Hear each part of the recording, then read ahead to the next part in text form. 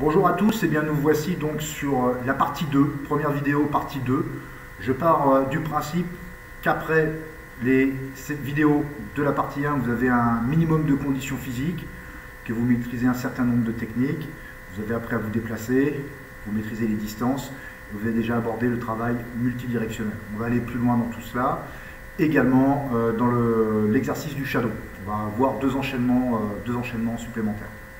Je vous propose un échauffement très classique à base de pour la condition physique, à base de pompes, 3 pompes, 6 squats, 9 crunch, et on boucle ça pendant 2 minutes, et lorsqu'il reste 1 minute, on enchaîne à la corde à sauter. Voilà ce qui va combiner en fait du renforcement musculaire et du cardio. Je mets le chrono en route, et puis ça vous donne un exemple.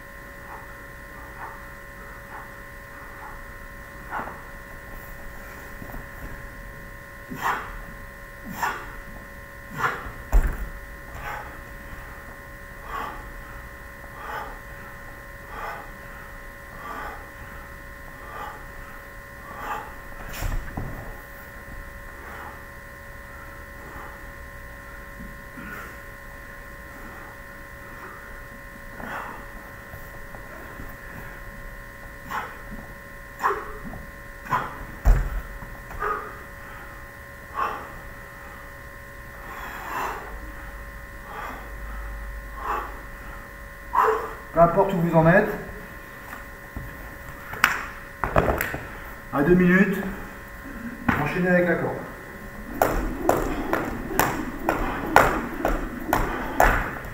Alors, retrouvez les bases qu'on a pu voir sur la partie 1.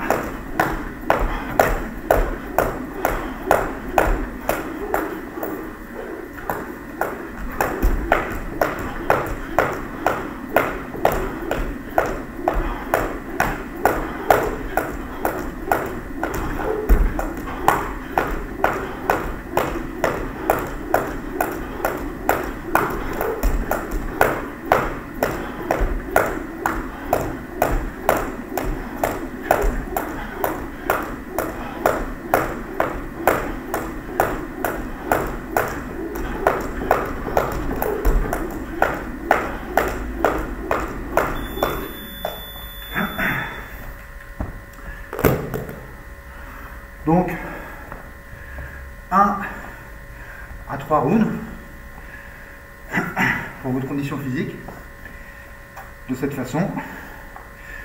Puis ensuite, passer au shadow.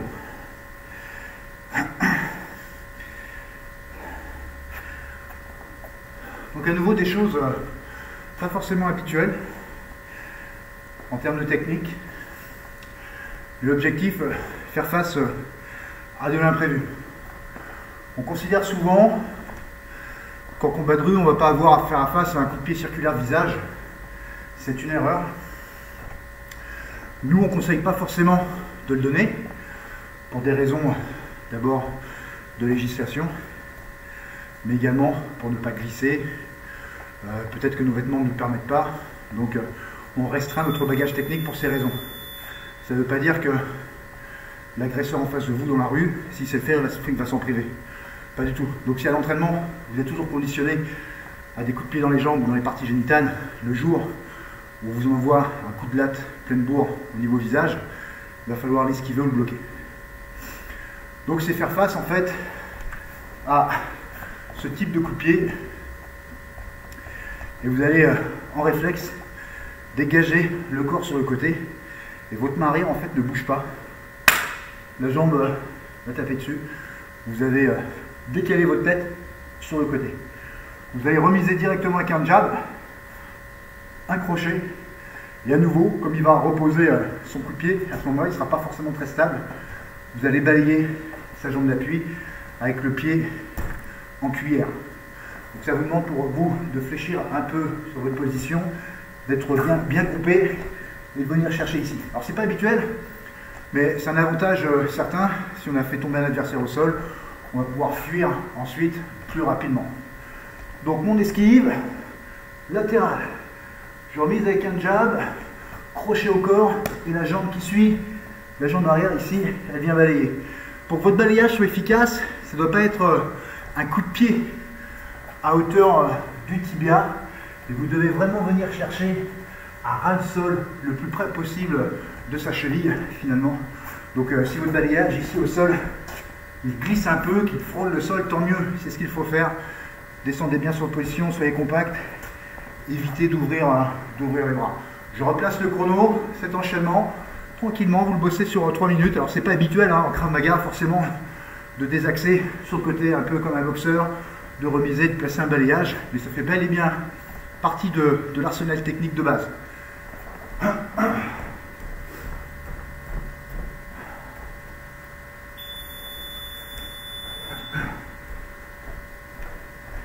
Allez, tranquillement, face à un reflet, dans un miroir, dans une vitre, peu importe, avant d'amener plus de déplacement et de liberté.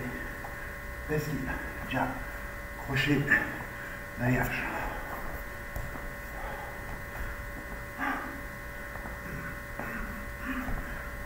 Allez, cherchez la fluidité. Imaginez l'agresseur en face de vous.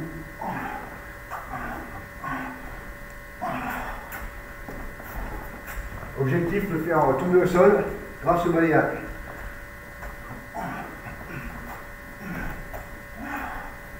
Améliorez-vous à chaque enchaînement.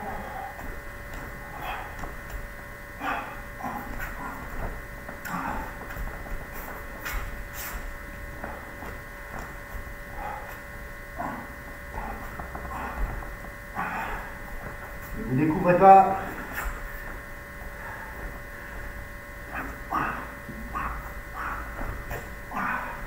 Allez, poussez le vis jusqu'à sentir la jambe de l'agresseur dans vos sensations contre votre main. Sentez l'impact du jab, du crochet et du balayage.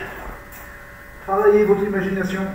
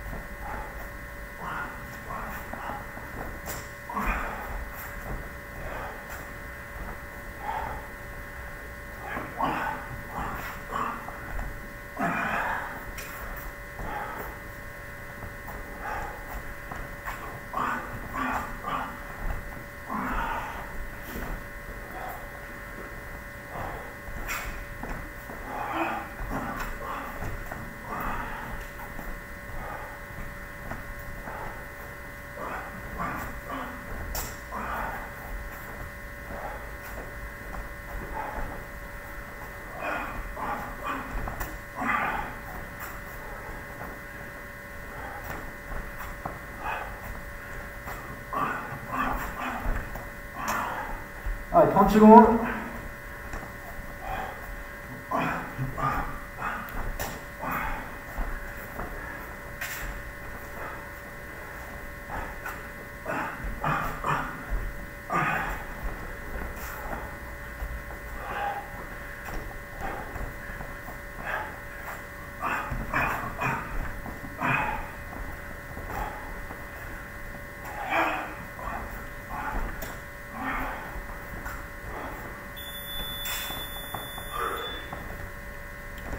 Ne cherchez pas la vitesse tout de suite.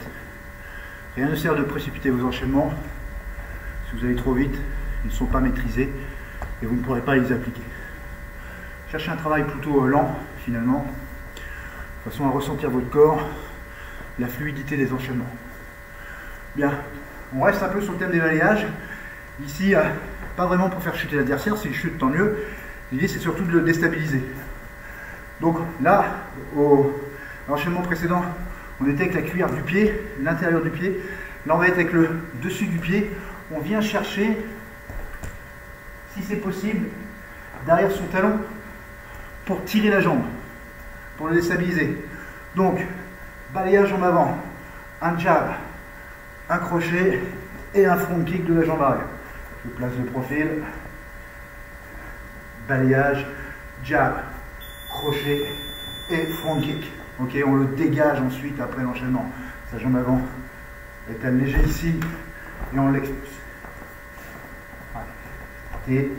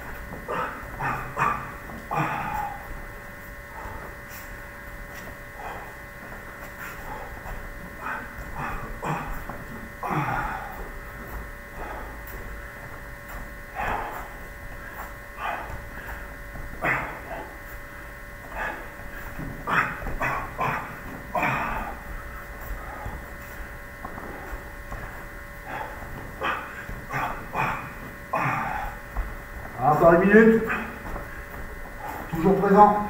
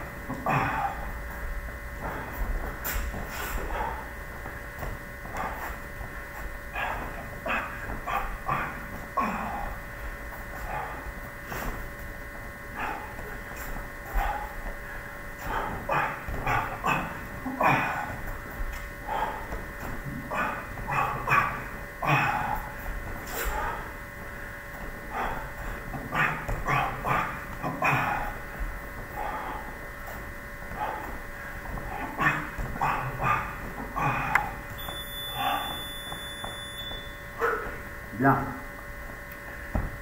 Prochain round, on alterne justement ces deux enchaînements. Esquive, jab, crochet, balayage, jambe arrière. Déplacez-vous, puis balayage, jab, crochet, front kick. Okay. Visualisez votre adversaire et apprenez déjà à dissocier deux enchaînements différents dans le même round. Allez, relâchement, gestion du souffle, coordination, fluidité, précision. Allez, dans 5 secondes. Je commence avec le premier enchaînement.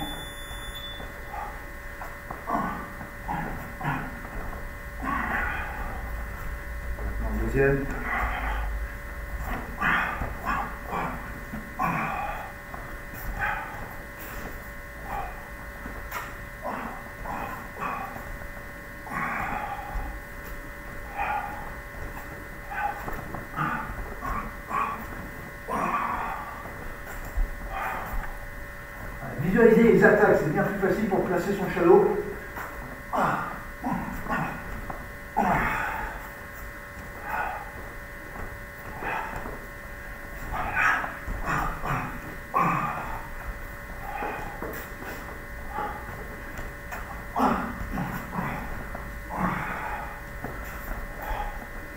Et la garde toujours présente.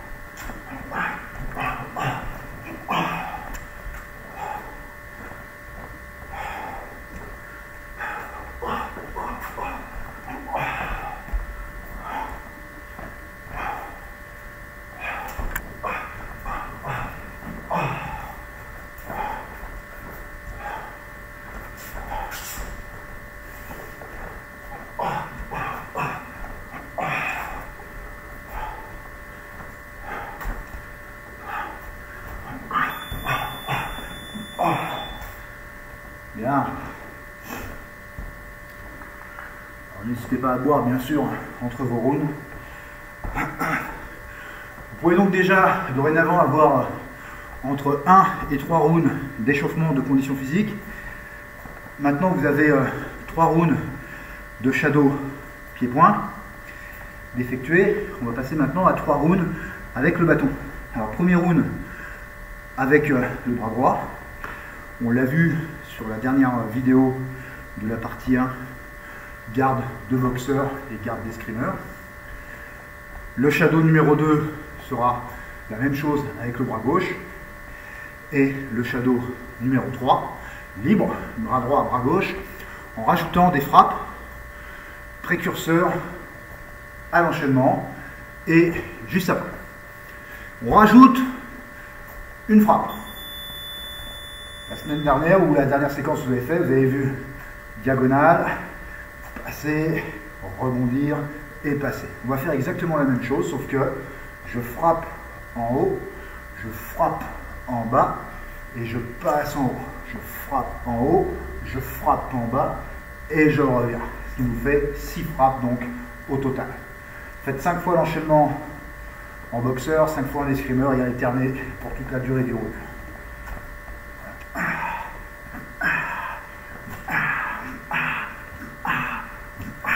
Alors attention quand vous frappez en bas, à ne pas pencher la tête en avant. Hein. Vous descendez droit sur votre position. La main est toujours devant en protection. Et vous êtes en mouvement.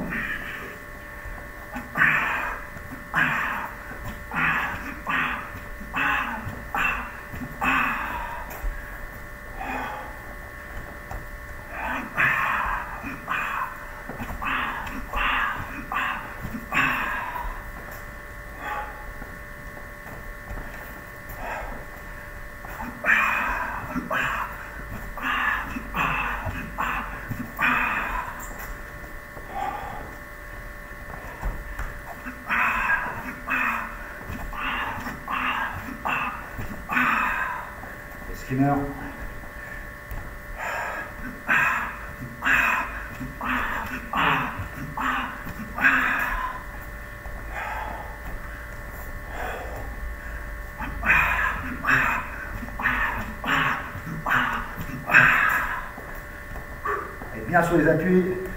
Attention à ne pas avoir les pieds sur la même ligne, c'est toujours pareil.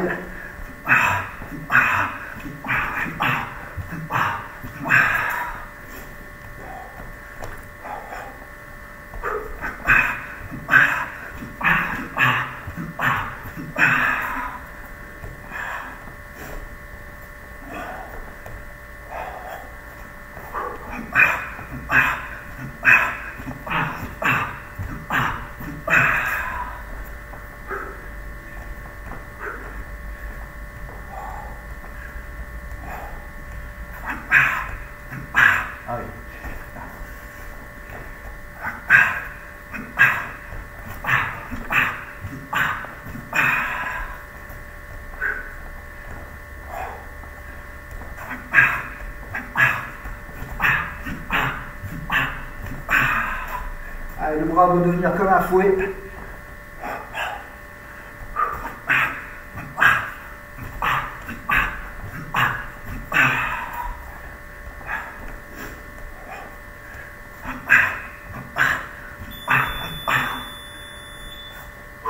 La même chose avec l'autre bras.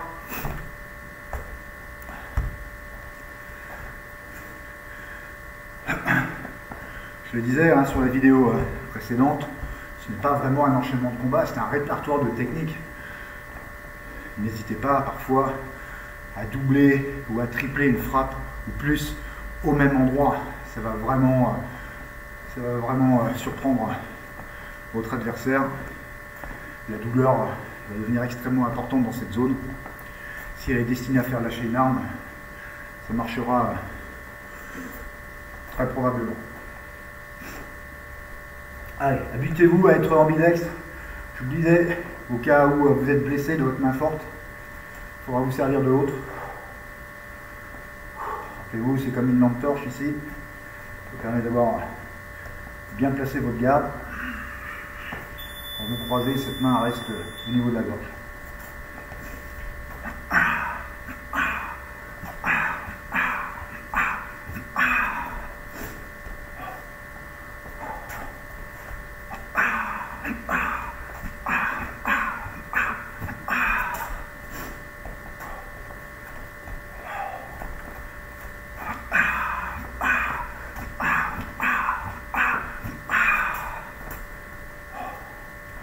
Rajoutez ces petites esquives, hein. Fait voir que vous maîtrisez votre accessoire. Et donc imaginez-vous l'agresseur qui voit quelqu'un qui sait bouger avec une arme de défense. Tout de suite ça peut contribuer à le faire changer d'avis. Il sait que vous maîtrisez les frappes, il le voit à vos déplacements, à la maîtrise de la technique. Déplacez-vous donc comme vous le faites en shadow habituellement.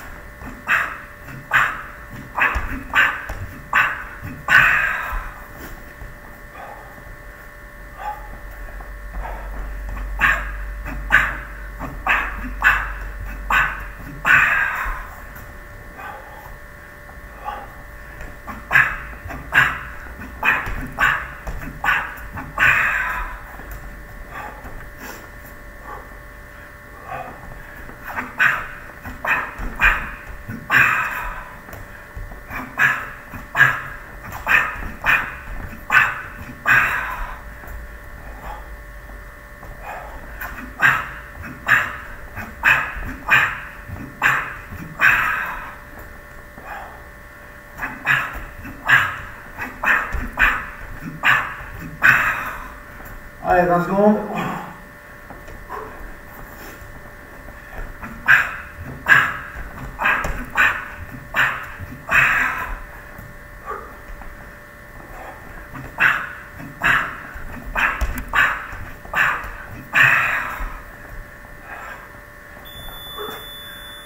Ok, prochain round. Avant votre enchaînement bâton, vous placez ou un poing ou un pied. Et à l'issue de l'enchaînement, vous faites la technique que vous n'avez pas fait. Donc, je m'explique mieux. Vous avez fait un coup de poing avant vos frappes bâton, terminé par un coup de pied. Inversement, si vous avez commencé avant les frappes bâton par un coup de pied, vous terminez par un coup de poing. Tout est possible, tout ce que vous allez faire en termes de frappe. Laissez vraiment la partie basse du bâton dépasser. J'ai expliqué dans la vidéo précédente, elle peut servir à frapper, c'est très utile en bâton puisque l'objectif de votre opposant c'est de vous coller, de se rapprocher le plus possible de vous pour éviter l'amplitude de vos frappes. Alors encore à corps avec le bâton n'est pas encore perdu, on peut frapper avec le marteau et on peut également venir crocheter pour tirer l'adversaire vers soi. Allez, même chose, travaillez toutes les gardes, les 4 gardes donc.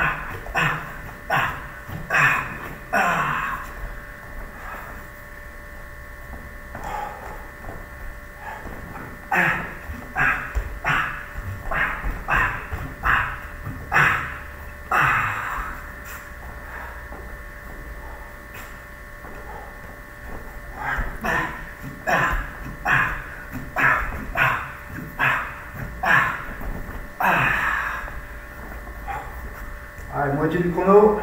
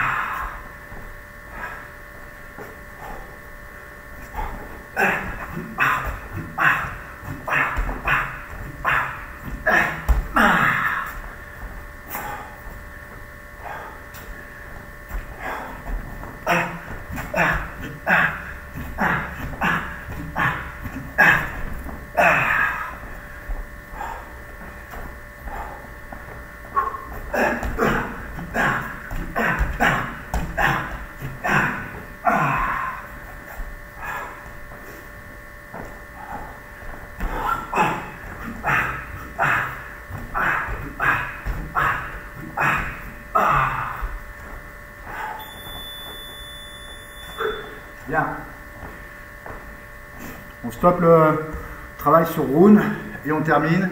On va reprendre le multidirectionnel, mais avec le bâton.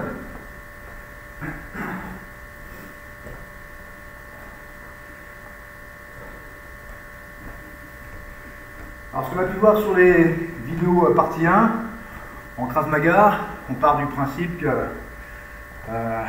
les agresseurs ne sont pas forcément loyaux, bien sûr, et donc vont pas vous agresser toujours de face, mais sur différents angles, côté, de dos, et parfois plusieurs en même temps. Et donc on veut réagir à ce type d'agression. On avait vu, sans le bâton, réagir avec une frappe de jambe, donc ça dépend de la distance à laquelle se situe l'agresseur. Plus il est près, et plus il faudra utiliser une frappe avec la main, voire le coude ou la tête. Et donc à distance de jambe, vous avez vu avec le front kick, et derrière 3 points. Ce qui nous donnait ça. Donc sur la gauche, front kick, 1, 2, 3. L'enchaînement des bras était libre. C'est toujours le cas. On fait exactement le même enchaînement, mais maintenant vous êtes armé d'un bâton. Donc sur ce premier circuit, on commence avec la jambe.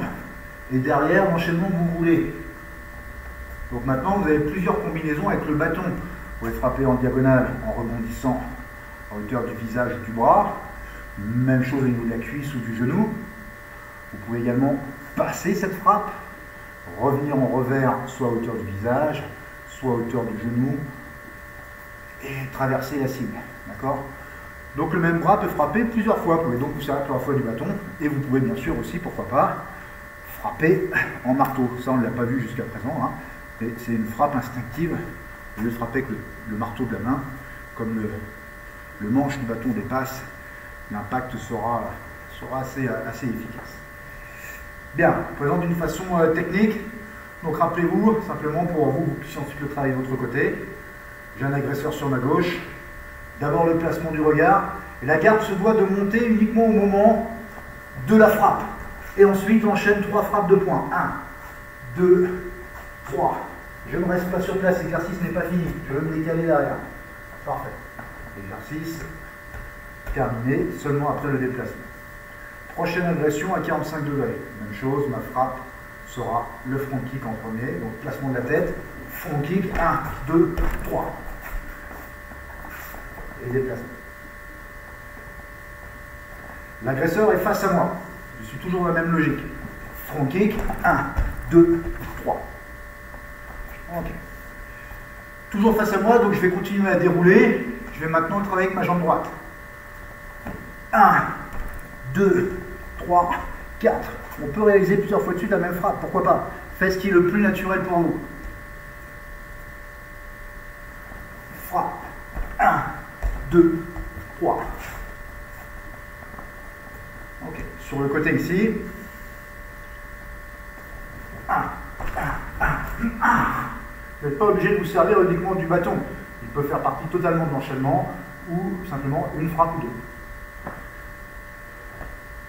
Bien, vous vous rappelez ce qu'on avait vu la dernière séance, avant de partir en front kick, puisqu'on n'est pas très bien placé pour des agresseurs dans le dos, vous allez proposer une frappe en side kick, vous repositionnez avant de partir en front kick. On va faire la même chose. Hein.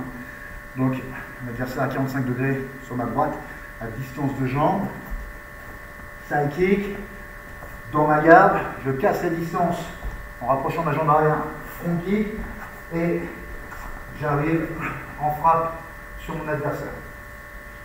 Tout ce travail de dos, je vous le présente moi en tournant par rapport à là. Donc sur ma droite ici.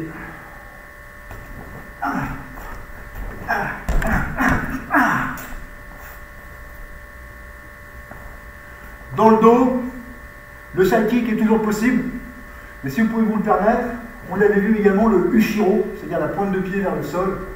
C'est un petit plus, un peu plus efficace. On peut le frapper au niveau génital ou au niveau du plexus pour couper la respiration. Donc, coup de pied de cheval, demi-tour, front kick et frappe d'arrêt.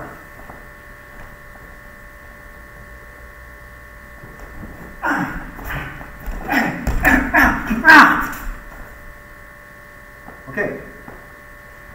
La même chose, le Ushiro avec la jambe gauche.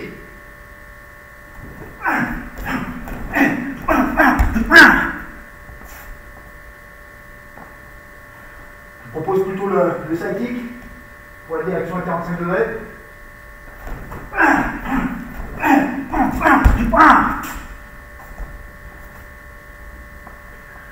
Donc là, le travail multidirectionnel, on commence avec une frappe jambe. Maintenant, donc ça représente un shadow complet finalement. Faites 1, 2, voire 3 tours de façon à rendre plus fluide vos enchaînements et à bien intégrer le maniement d'une arme dans vos enchaînements de frappe. Le problème de se saisir d'une arme serait de se focaliser dessus. Elle peut être saisie, vous pouvez avoir des opportunités de saisie ou de frappe. Donc apprenez à utiliser toutes les armes qui sont à votre disposition. Si on commence maintenant le 360, ici, on va rappeler, il y avait l'autre possibilité. L'adversaire ou l'agresseur s'est tellement rapproché qu'il est trop près pour que je puisse faire un coup de pied. Je vais donc frapper en bras. 1, 2, 3. On avait vu un pivot avant de sortir avec une jambe. La même chose. Dans les 3 premières frappes, vous pouvez inclure votre bâton, ce qui n'est pas une obligation. Vous pourrez très bien aussi choisir, pourquoi pas, de frapper 1, 2, 3 fois de suite avec le même bras. Ne pas vous servir du bâton pour des raisons particulières. Par exemple, vous avez eu l'opportunité de vous armer, de faire face à quelqu'un avec qui vous avez une altercation, et puis un individu vous surprend tout de suite à gauche, et vous voyez qu'il n'y a pas besoin de mettre un coup de bâton, puisque par exemple, même sans arme, vous en viendrez facilement à bout. Ça ne sert à rien de vous acharner dessus. Vous avez été surpris, soit, mais vous avez eu la maîtrise technique pour ne pas frapper avec le bâton, et plutôt l'éjecter avec votre paume de main. Donc, ce n'est pas parce que vous êtes armé que vous devez vous servir de cette arme non plus. Habituez-vous à partir dans des positions qui ne sont pas des positions de combat, de boxeur, mais plutôt naturelles, celles qu'on va retrouver dans l'arme. Donc sur ma gauche, mon adversaire me surprend. 1, 2, 3, je décale et je sors avec ma main. À 45 degrés.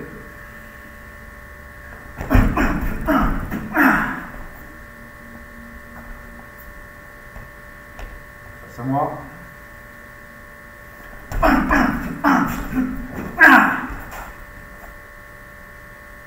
Ok. Toujours de l'autre côté, le plus proche de l'agresseur qui frappe en premier. Donc lorsqu'il est face à moi, j'ai le choix de partir avec mon bras gauche ou mon bras droit. Ici avec l'arme, je peux très bien commencer avec un revers, ici, qui sera plus facile que de prendre une ouverture de frappe où je vais m'exposer, surtout s'il est près de moi. Un revers, soit avec le bâton, soit avec son manche. Ça peut être très très efficace aussi. Hein.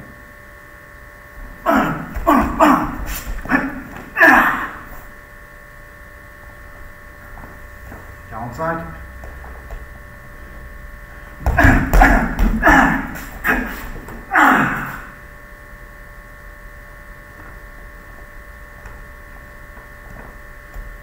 Sur mon côté.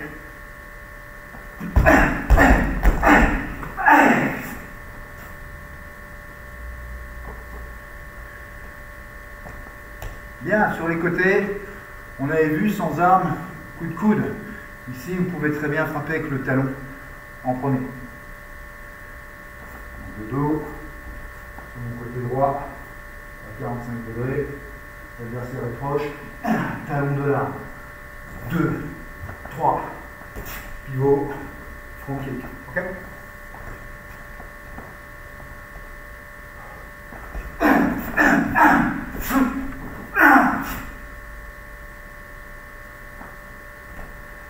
Même chose en arrière, mais arc de cercle plus prononcé.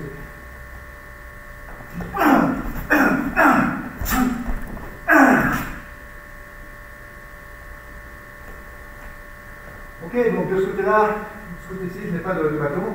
Je vais garder mon coup de coude.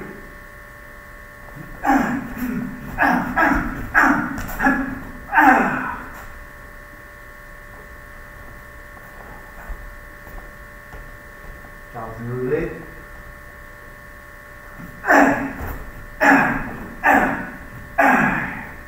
Je replace, je fais arrêter. 3 frappes avec les membres en haut.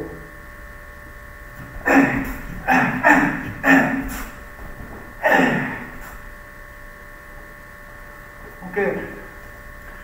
Donc voilà comment enrichir votre bagage technique d'un côté et le rendre plus ludique aussi, et d'intégrer progressivement une maîtrise avec une arme contendante. Voilà qui conclut donc cette séquence vidéo qui est la première de la deuxième partie. À bientôt.